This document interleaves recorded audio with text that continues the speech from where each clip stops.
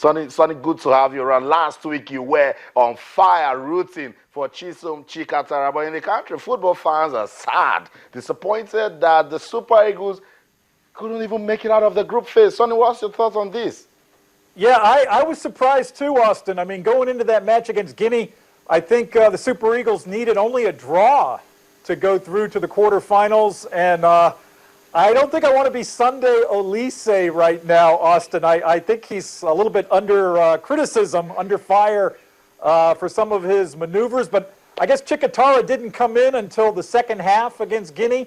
I don't know. Why didn't you start him? I guess, but anyways, yeah, I'm surprised they didn't go through, Austin. I really thought they would beat, at least draw with Guinea and go to the last 8, but who do I like in Rwanda now? I think the host team, the Wasps, have to be considered a favorite. Tunisia has looked very good, and should be an interesting tournament the rest of the way. But I know your viewers were really hoping the Super Eagles would there in the quarterfinals. Oh, so you say you don't want to be Coach Sunday Oliseh right now? What if I say Sunday Young Oliseh? Put you in the middle. Okay, Sonny, let's talk about. I mean, I sort of had penciled in the Super Eagles for the final, Austin. I didn't see them getting knocked out, at this stage of the tournament. But that's football. Yeah, whether I know Chikatara is still the joint leading goal scorer with that Tunisian Akachi, but tough luck for the Super Eagles. That's right. It's football. Anything can happen. Let's go to the NBA now, Sonny. You see, when I keep telling you guys that we need to test the Golden State Warriors, the entire team, plus the coaches for the alien DNA, you guys laugh. They are still on fire. I love that expression, Austin, alien DNA. And Stephen Curry, I mean, he's a human highlight reel to watch him shoot the basketball, Austin. This week, they beat the San Antonio Spurs by 30 points. And if you take a look at some of the teams they've beaten in just the past week or so, the Bulls, the Chicago Bulls, and they beat the Cleveland Cavaliers with LeBron James. They're crushing teams. They're not just beating them by small margins. They beat those other two teams, the Bulls and the Cavaliers, by 30 or so points. They've just been dominating the opposition. I know. Very fun team to watch.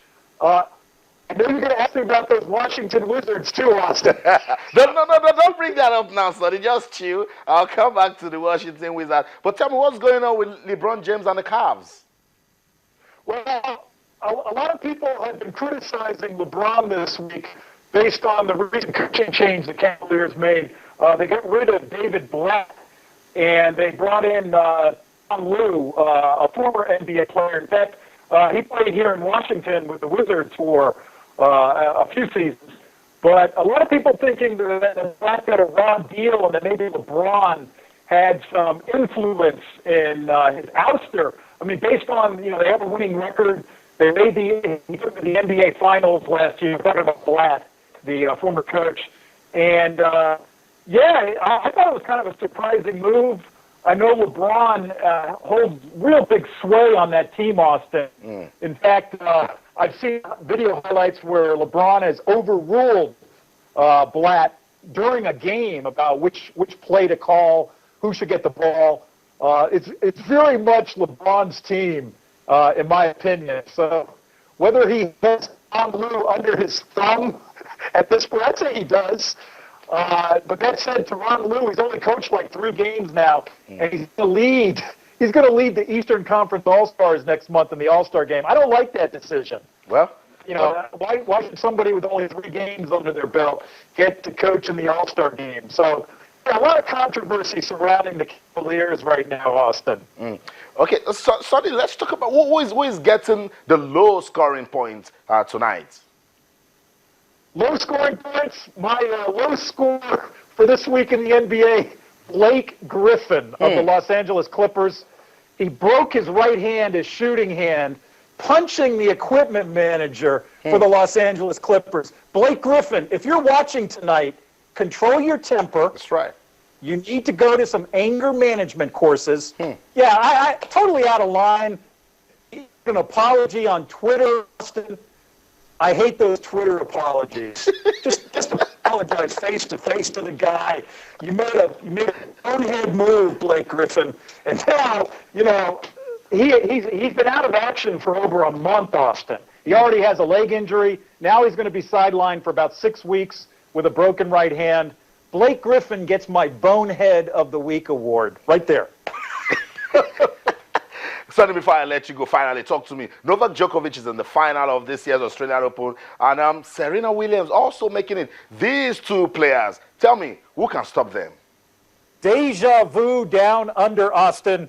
I don't think anybody can stop either of those players. Serena has been like the Golden State Warriors. She's been crushing opponents, just really dominating the opposition. I see her and Djokovic repeating down under. It's right now in tennis, professional tennis, Austin. It's Djokovic, it's Serena Williams, and everyone else. Wow. They're dominating the sport. They won 3 of the 4 Grand Slams last year, and it sure looks like they're going to be lifting the trophy this weekend in Melbourne. Sonny, brace up. The storm is coming for you now. Washington Wizards. On Monday, your team lost to Boston Celtics. On Tuesday, they lost to the Toronto Raptors. And again, they're going to play the Denver Nuggets. It's not looking good for your team. Where is all coming from? It's not looking good, Austin. In fact, I went to that game against the Celtics, and they looked awful, especially in the second half. It looked like they hadn't practiced in a long time. Just no cohesion, no spirit. No fire. What is wrong with my Washington Wizards? They had a lot of injuries. Bradley Beal is going to be wearing a face mask in the next game. He broke his nose. He did not get punched by Blake Griffin. No. He broke his nose in that game against the Celtics. So he's going to be coming back. But still, the Wizards, we mentioned Sunday Oliseh. Randy Whitman coming under a lot of criticism for his handling of the team this season. Whether he's going to last the rest of the season, Austin, that remains to be seen. But, yeah, I would say the Wizards have been a big disappointment so far. They made the playoffs last year, losing record right now, 20 wins, 23 losses. Wow. It's tough being a Wizards fan. I'll stay with my Super Eagles, Sonny. Thank you so much for speaking to us on the show. We'll see you next week, Sonny. All right, so that's it. Our friend Sonny Young, so much.